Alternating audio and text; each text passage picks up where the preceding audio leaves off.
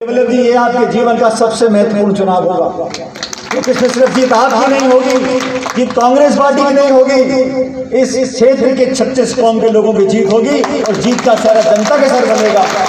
मेरा आपसे करबद्ध निवेदन है साथियों, कुछ दिन का समय रह गया, 3 तारीख को मतदान होगा और पूरे मध्य प्रदेश में और बिहार में भी भारतीय जनता पार्टी, इनके नेता इनको छोड़ कर जा रहे हैं।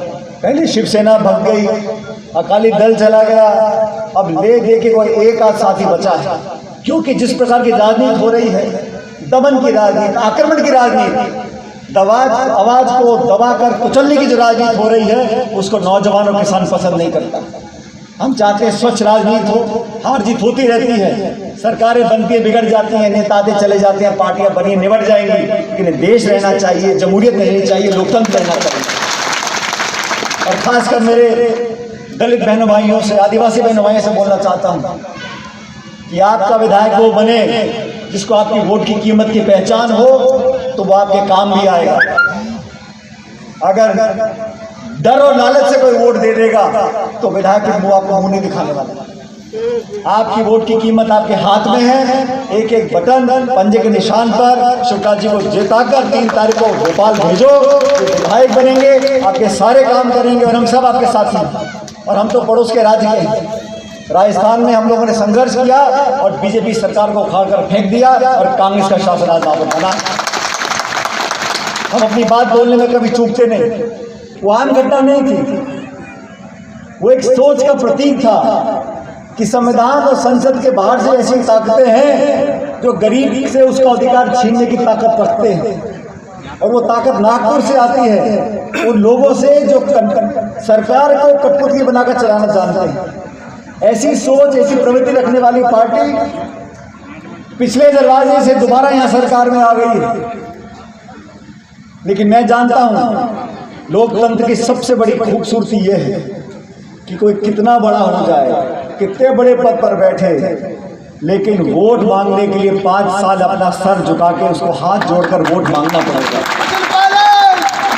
कितना पैसा कमा ले, कितना नाम कमा ले, कितने बड़े पद पर बैठ जाए, अंत में जनता जनार्दन है, उसको शीश झुकाना पड़ेगा, हाथ जोड़ना पड़ेगा, नाक रगड़नी पड़ेगी जनता के सामने। ये लोकतंत्र की खूबी है। और आज निर्णय आपका है, ये निर्णय आपको करना पड़ेगा। 2 विचारधारा, 2 सोच, और मैं मानता हूं किसान की कोई जाति बरादरी नहीं होती। कौन किसकी कोख से पैदा होगा ये हमारे हाथ में नहीं है। कौन हिंदू बनेगा, मुसलमान बनेगा, धाकड़ बनेगा, राजपूत बनिया, गुर्जर, ब्राह्मण, जाट, किसको नहीं पता हम किस माँ से पैदा होंगे। लेकिन पैदा होने के बाद जब हम होश संभालते हैं, होश संभालने के बाद हम सोचते कैसा है, बोलते कैसा है, काम क्या करते हैं, हमारी प्रवृत्ति कैसी है, व्यक्तित्व कैसा है, हमारे काम करने का शैली कैसी है, ये तो हमारे हाथ में है। इसका दोष किसको दो? किसान की कोई जाति नहीं है। जो जमीन में हल ट्रैक्टर चला कर अनाज पैदा करता है वही किसान है। इस देश में 2 ही वर्ग है सिर्फ, एक अमीर और एक गरीब। आप लोगों को उस सोच का, उस विचारधारा का साथ देना है जिसने 125 साल से गरीब की आवाज को बुलंद किया है, आजादी से पहले और आज भी। और हम कांग्रेस पार्टी के लोग साथियों, पार्टी बनती है लोगों से, नेताओं से। हम में भी कुछ कमियां हो सकती हैं, लेकिन हमें वो अहंकार नहीं है कि हमारी नाक आसमान को देखे हमेशा। हम संवाद करना जानते हैं, गलती को स्वीकार करना जानते हैं, संशोधन करना जानते हैं, सबको साथ लेकर चलना चाहते हैं। लेकिन तोड़ देना, फोड़ देना, आपस में झगड़ा कराकर विवाद पैदा कर देना, लंबे लंबे लचीले भाषण देना, खरबों रुपए खर्च कर लेना, सत्ता में किसी भी कीमत पर हासिल आ जाना, ये भारतीय जनता पार्टी की नीति नहीं थी।